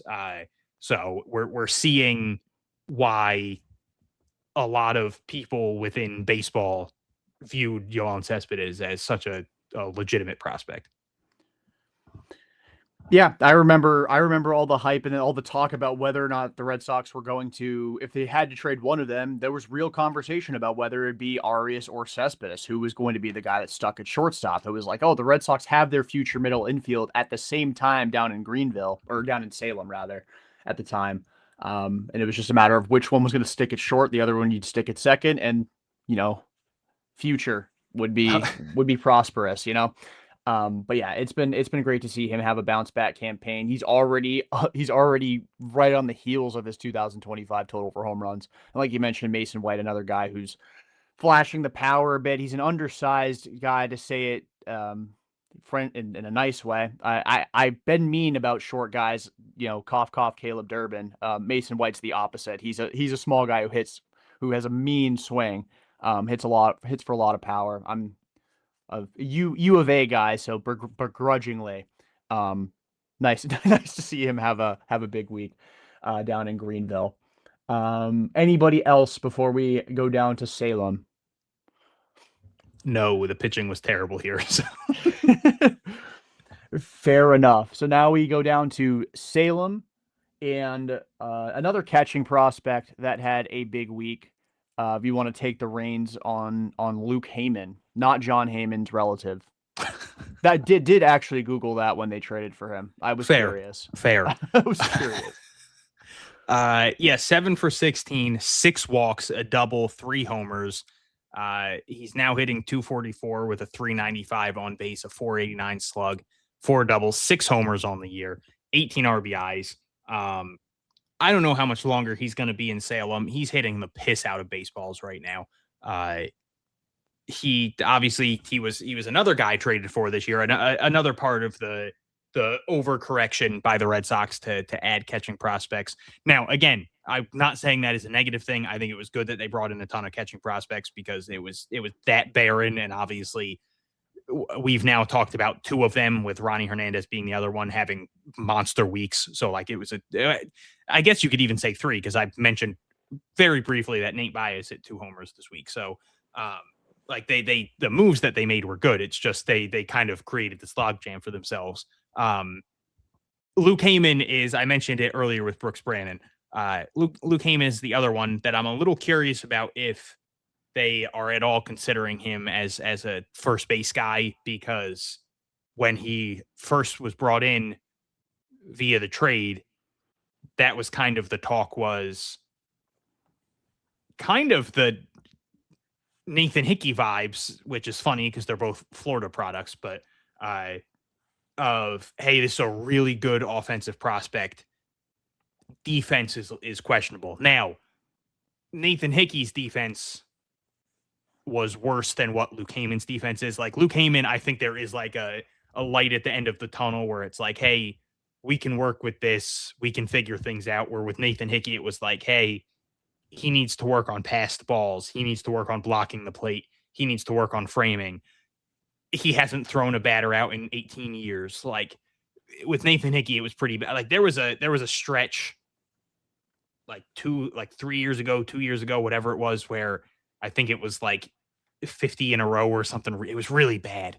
It was really bad for Nathan Hickey, where they just kept running on him. And you genuinely, it was like you felt bad. And it was like you kind of hope someone would just like trip on the base pass and he would get a caught stealing. But like Luke Heyman's not to that level, but it was like a discussion of, and I think it also didn't help his case that the Red Sox made so many moves where it was like, oh, clearly they're going to have to move some of these guys to first base. So maybe Luke Heyman's one of them. Now, when we did our season preview, before we knew the rosters, we had talked about if Luke Heyman's, what I said was if Luke Heyman starts in high A, which is where I thought he would start because I thought his bat was too good for single A, I said, I believe he will be a first baseman. If they put him in single A, my guess is that they want him to catch and they want him to work on being a catcher and they value him as a catcher. And they understand that like maybe the bat will be too advanced for the level, but this will be a chance for you to like work on the catching stuff and you'll move up and everything. Now I understand a 244 batting average isn't anything crazy. But Luke Heyman is very much a 395 on base percentage is phenomenal. He struggled a little bit to start the season, and 6 home runs when playing half of your games at Salem is bonkers. That park is not built for home runs. He has had quite a few hard hit balls. I would put him behind only Johan Fran Garcia for hits off the bat that I thought were home runs that got caught at the wall. Johan Fran Garcia's had like 12 of those already, and he's barely played this year. He's had so many where it's like right off the bat, I'm like, oh my God, that's a homer. And then it gets caught like at the wall. Luke Heyman's had a ton of those too, speaking of, we mentioned bad luck earlier. Nelly Taylor has had a couple of those. He got robbed of a homer earlier this week too. But Luke Heyman's just been, I saw it when I posted his last home run. I saw like 30 people say like, man, it feels like Luke Heyman's hitting a home run every day at this point. And it's like, yeah, he only has 6 on the year, but it has been mainly recently. It's been just a lot of Luke Heyman doing very good things. And it's feeling like the hype around him has been building so much. And whether it's the Red Sox sticking him or continuing to try to work him as a catcher or working him as a first baseman or whatever they do with him, the bat's legit. The power is terrifying. He walks so well. Like the strikeout numbers aren't terrible. I think we are the Red Sox are in a spot catching prospect wise where like I love Johan Fran Garcia. I still genuinely think he's a really good catching prospect. I think he's had a lot of bad luck this year. And I think he looks like he's in really good shape compared to what he was last year. And I think a lot of the guys they've brought in have been intriguing. Adonis Guzman's looked really good. Ronnie Hernandez obviously had a good debut. Nate Baez has looked good. Like Cliver Salazar's bit. Obviously, that's not someone they brought in, but Cliver Salazar's had some big moments this year in single A. Like you could go all throughout the system and point out like these big moments from different catchers. But to me, there's a world where literally in a month, we are like Luke Heyman is the far and away best catching prospect in this system, and it's not even close. It's terrifying to think how quickly he could rise through not only the system, but like become a nationally recognized catching prospect because there's so many positives about the offense of his game that even if the defense doesn't blow anyone away to start, people aren't going to be too worried about that because that's just how good the offense is. And again, the defense isn't like terrifyingly bad where it's like this glaring, like, okay, well, it's something that needs to be addressed. Yeah, and he was a 14th round pick last year, did not actually play pro ball at all in the Mariners organization. But like numbers wise, like relative to the environment that he was playing in Florida, like his numbers weren't great. Like he had a 112 WRC plus his last year at Florida, but like ultimately a 397 on base and a 578 slug, that'll play. Like if you're a real hitter and you can work counts and you can draw walks and you can hit for power, that's going to translate. And it is so far it has. And yeah, I mean, the Red Sox brought in 1 million catching prospects, but it's still clear that they don't have like a top flight catching prospect yet. I mean, like we're still talking like in AAA, they're not. It's not like they have somebody kind of knocking on the door. Like they don't have a Kyle Teal anymore because they obviously traded him for Crochet, but they don't have they didn't have another catching prospect in that stratosphere when they traded him. So if they're able to get Luke Heyman to a point, or maybe not even necessarily him, but like you mentioned, all the other catchers within the organization to a point where they can at least have some serious options in the high minors at the very least. Like I know Johan Franz and he's in Portland now. And then with Luke Heyman in Salem, I wonder how quickly they will move him up because he is 22 in Salem, and that's like the one thing that's kind of keeping me from getting super excited because, like you said, like he's too advanced for the level he's at offensively, and everyone starts at their level for whatever reason, and they have their reasons. It's not just we're just gonna stick Luke Heyman in Salem. Like I think in a perfect world they probably would have started him in Greenville, but like you said, the catching aspect of it all. Greenville's current catchers are Gerardo Rodriguez, who's a genuinely intriguing catching prospect, Adonis Guzman, who they traded for this year, Ronnie Hernandez, who they traded for this year, and Hudson White, who has pitched more this year than he has played the field because, again, they have too many catching prospects. Yeah, they got a bunch of them. They, like you said, they definitely overcorrected. I mean, last year it was Blake Sable and Chadwick Tromp and Sebi Zavala in the high minors. What a to steal a quote from Eck, what a hodgepodge of nothingness that catching room was in Worcester. I don't want to speak ill of legend Chadwick Tromp, but like let's keep it a buck here. But yeah, Heyman had a big week. Starlin Nunez ended the week on a heater, was 5 for his last 14 with a couple of home runs, drove in 5 runs in the final 3 games of the week. Walk-off homer on Saturday. Very cool, very good. I want to give a shout out to Braden Shank, the Salem broadcaster. Very good walk-off call. I was a big fan of how he did it because he gave a complete play-by-play of Starlin Nunez's celebration. Like he crosses the plate and now he runs over to the dugout and now they're all taking a picture, and it was showing like Starlin Nunez posing with them and now they're doing the Gatorade. Like he did a full play-by-play, and I was like, this is how it should be done, especially because like the minor league guys, like, yeah, he's doing the TV broadcast, he's also doing the radio broadcast. Like he's doing both for them. So he's giving the actual visual for the people that are just listening to the game. So I thought that was a very well done job by him. But yeah, two home runs for Starlin Nunez this week. The walk-off home run, very indicative of the player that Starlin Nunez is, because he is very much a spark plug player. Yeah, and the last guy I wanted to give a shout to down in Salem, I have to find a way to talk about an Ortiz every episode. D'Angelo Ortiz, 6 for 18, had a double and 3 RBIs. I desperately need him to be something of a prospect. And I know he's not some nobody prospect, like he's not a nothing prospect. He's not a nepo baby. Like he earned his right to be within the organization. So I'm keeping close tabs on D'Angelo Ortiz. Crazy that, like, I know that he's basically my age, but like him being a pro baseball player is still driving me insane. It's very strange. It is. It's very strange. I grew up watching his dad, but like he and I are the same age. So it's like it's not really like an I feel old moment, but it is an I feel old moment. But yeah, he had a solid week as well. I will spread lies on the internet when he hits his first pro home run. That'll happen eventually. Where's Manny's son? Lucas Ramirez. I know there's Lucas and then there's Manny Ramirez Jr.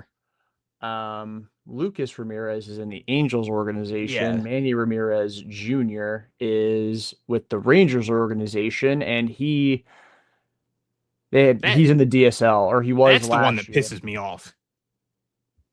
No offense to Lucas. Manny Ramirez Jr. is the one that pisses me off that the Red Sox didn't get him. They still could. Wait, is that the Lucas is the one that homered for Brazil, though? Yeah. Oh, okay. Well, then that one pisses me off too. Yeah, but why did they not get both of them? Wait, now I'm confused. Am I looking at the right Manny Ramirez? Give me a second, because I'm pretty sure Manny Ramirez Jr. is spelled the same way.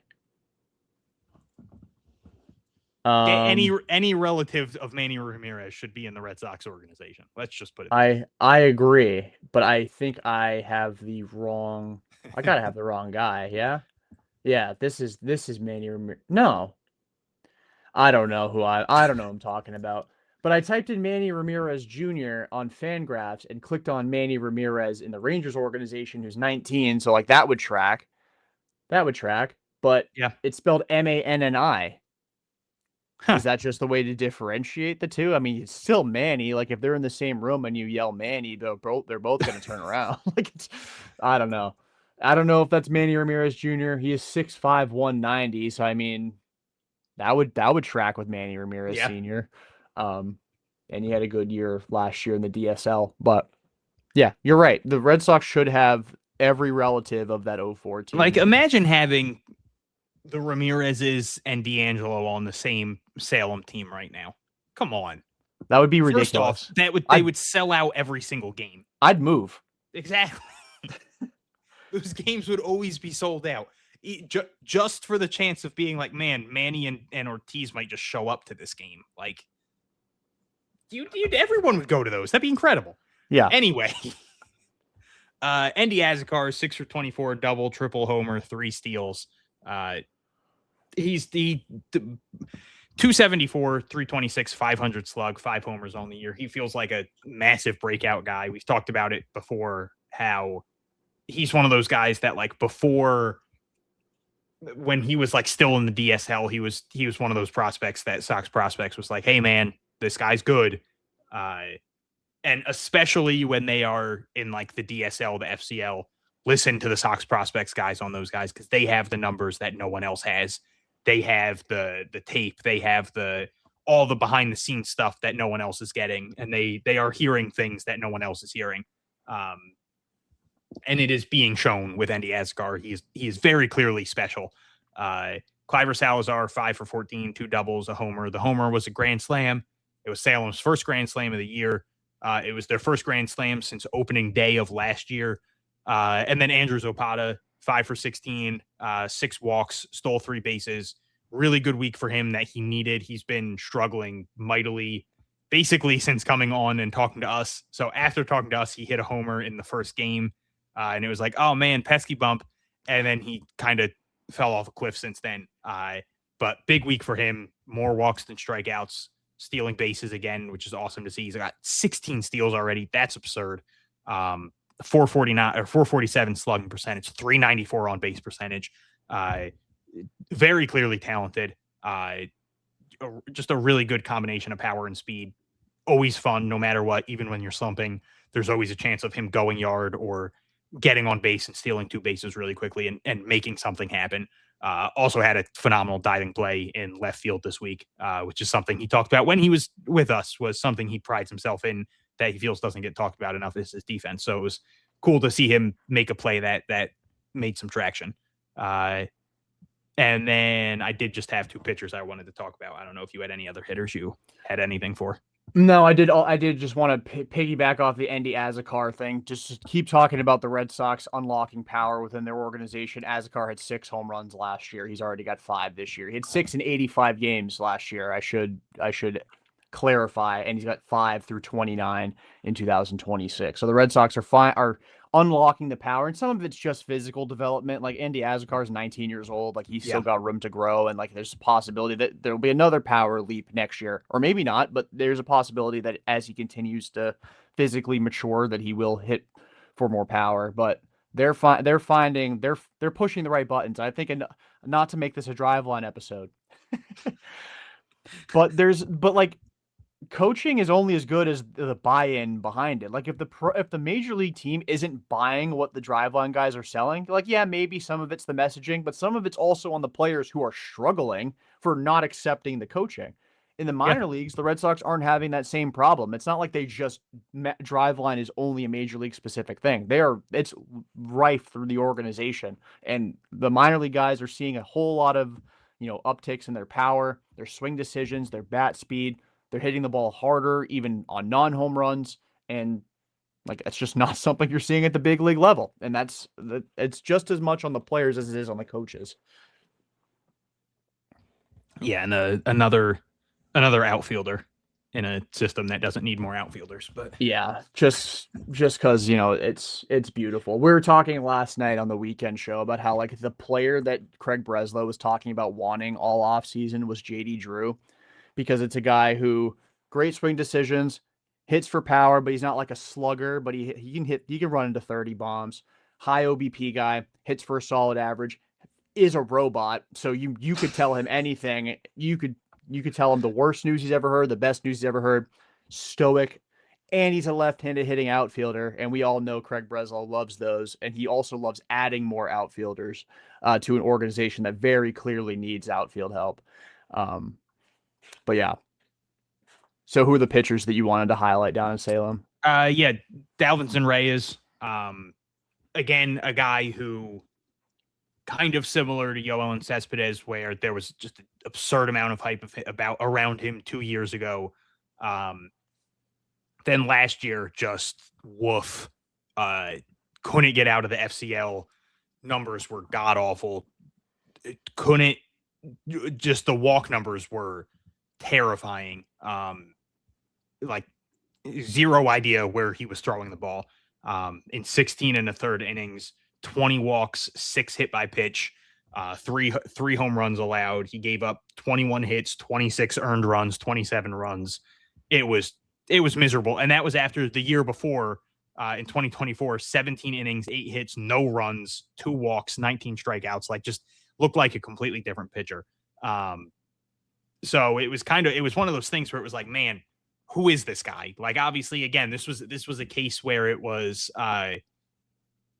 nobody really got to see him because this was all DSL, FCL stuff, and they don't broadcast those games, so nobody really gets to see much. All you really get is the little reports and like the Sox prospect stuff.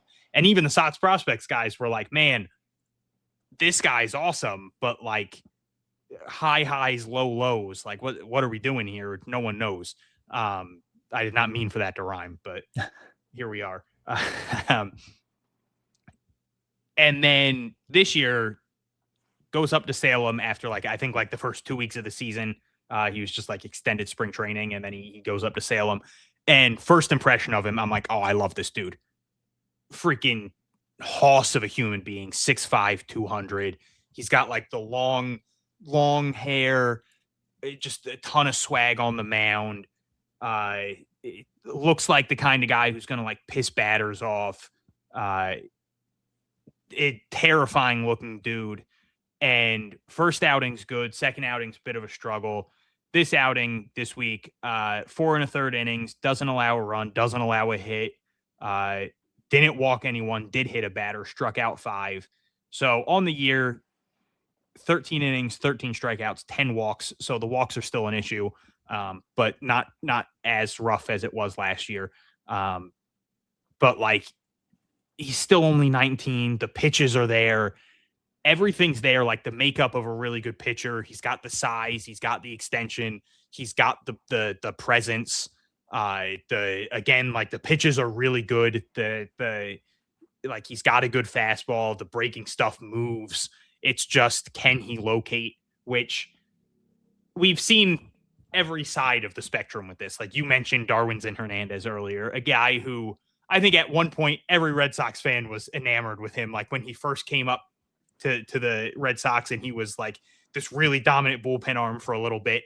And then all of a sudden he became like a good bullpen arm, but also like you were either going to get 3 strikeouts, perfect inning, or 3 walks, 3 strikeouts, not giving up a run, or 3 walks and a grand slam, and he doesn't get and he doesn't get an out, and he gave up 4 runs, and the Red Sox blew the game.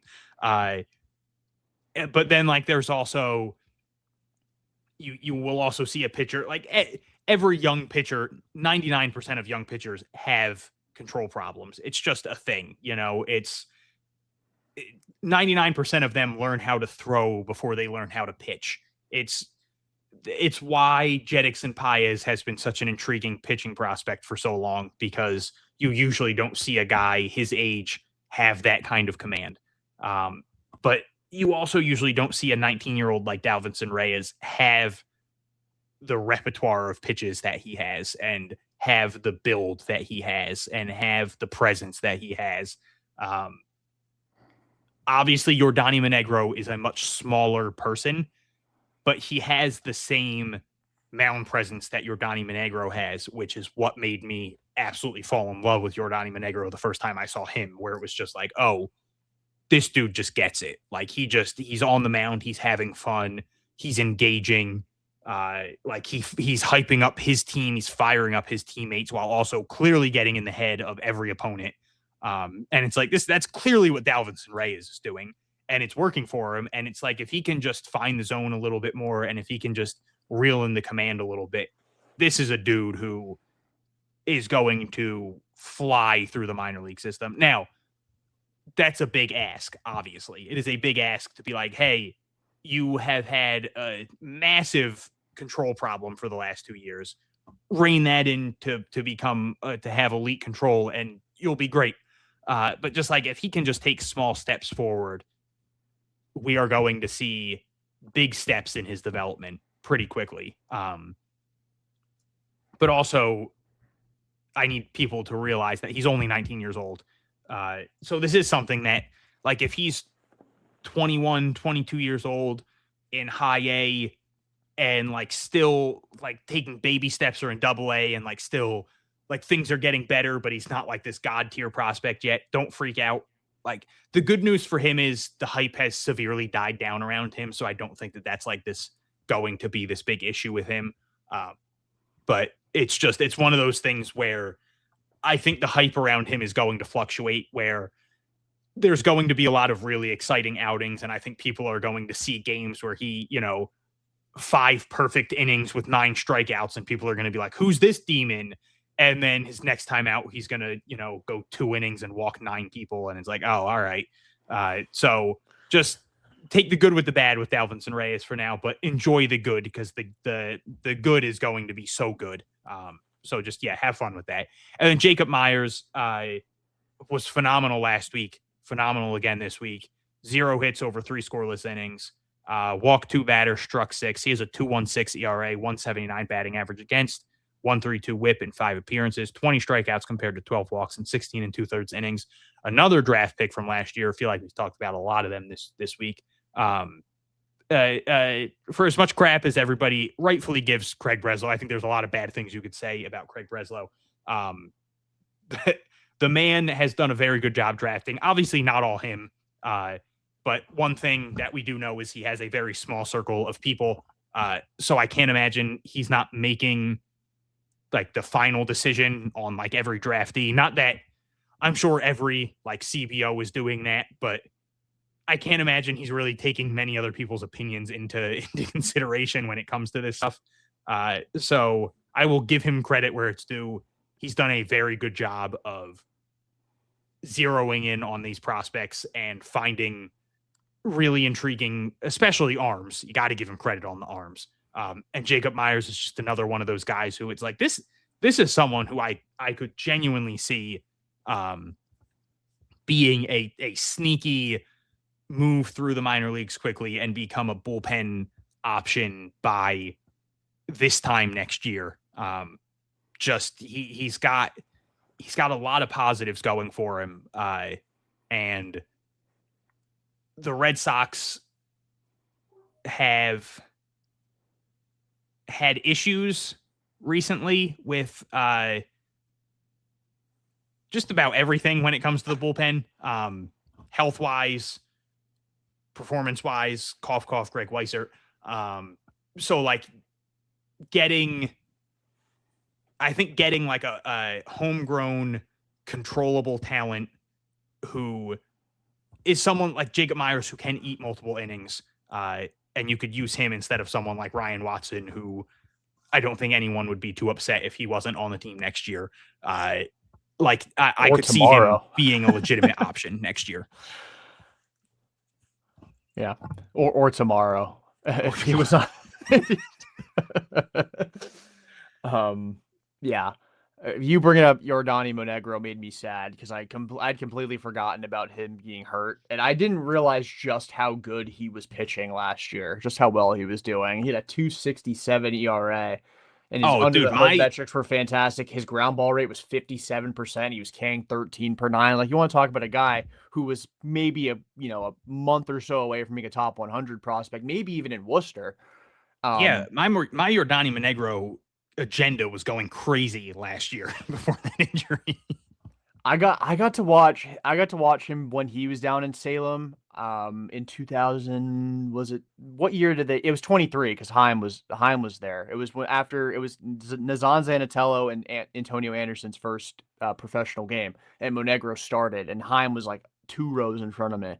And I'm like, I was so pumped up that Monegro was starting the game because I at the time I wasn't affiliated with Pesky, but I saw the clips about him. I saw the clips about him on Twitter with his antics on the mound, and that's just how pitching should be. Honestly, like if you do something cool, you should celebrate it. And I wish more people held that viewpoint. Doing cool stuff is fun. We should allow My people to have only fun with it. argument against this, what's his name? The dude, he was in the Rockies system last year. Oh, Jeffrey Yan. Yeah.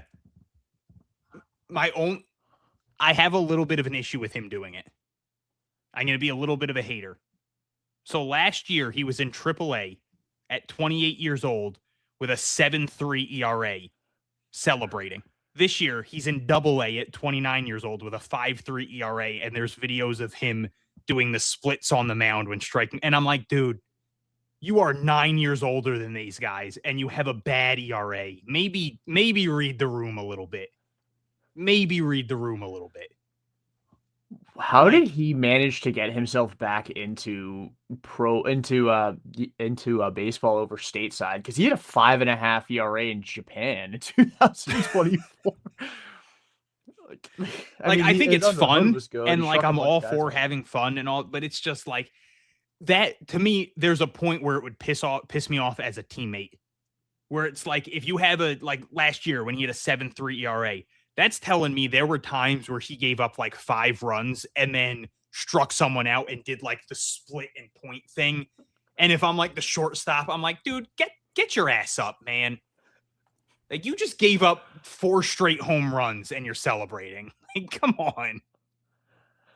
Another guy who is like that, but actually was like a good major leaguer, other than the fact that he got himself banned from the league, was Henry Mejia. Another dude who just was full of the antics. I remember, oh my God, some of the clips, because when the Sox signed him, Red Sox spring training legend, by the way, Henry Mejia, it was 4 years after he'd been banned permanently from baseball. Came back at 29, struck out 10 guys in 8 innings, but allowed 6 earned runs. But I just remember the antics with him. It's just, but I hear what you mean. If you suck and you're like that, maybe dial it down a little bit. And yeah, like still you can still do stuff, but just maybe only when you have like 2 straight good outings or something. Yeah, or you just like if you have bases loaded, 2 outs, 1 run game, and you strike the guy out, then like by all means be the worst person out there and like shame the batter's family. Like, please, I welcome it. But yeah, like if you have a terrible outing and then you're like doing the splits and paying homage to Michael Jackson on the mound, maybe we could chill out a little bit. But yeah, anybody else in Salem before we hit? Do you want to hit the FCL? Because I know we're coming up on 2 hours, and we both had said that we're probably only going to be an hour, 15 hour and a half, and here we are. Yeah, this tends to happen. Yeah. I think I'm good. Did Kaysen hit 2 home runs this week, or was it last week? No, that was last week. It was last week? Okay, yeah. So we don't have to talk about the FCL at all. I was gonna bring up Carter Rasmussen. Like I was so deep in the weeds. I'm like, here's a dude who had 4 1/3 shutty this week. Let's talk about Carter Rasmussen. But all right. Any prospects that maybe should have gotten a shout throughout this episode that we didn't get to highlight, or are you ready to wrap this up? I think we're good. All right, sweet. that'll do it for this edition of the Pesky Report. Again, episode 572 presented by Beyond the Monster. If you made it this far into the episode, you can give us a follow on Instagram or on Twitter at the Pesky Report on both platforms. Subscribe to us on YouTube, the Pesky Report over there. You can like, review our pod on Spotify, Apple Podcasts, wherever you get your podcasts. And then again, head on over to tjstats.ca, promo code PESKY for 25% off your first month. For Hunter, I'm Jordan. Until next time, peace out and go Sox.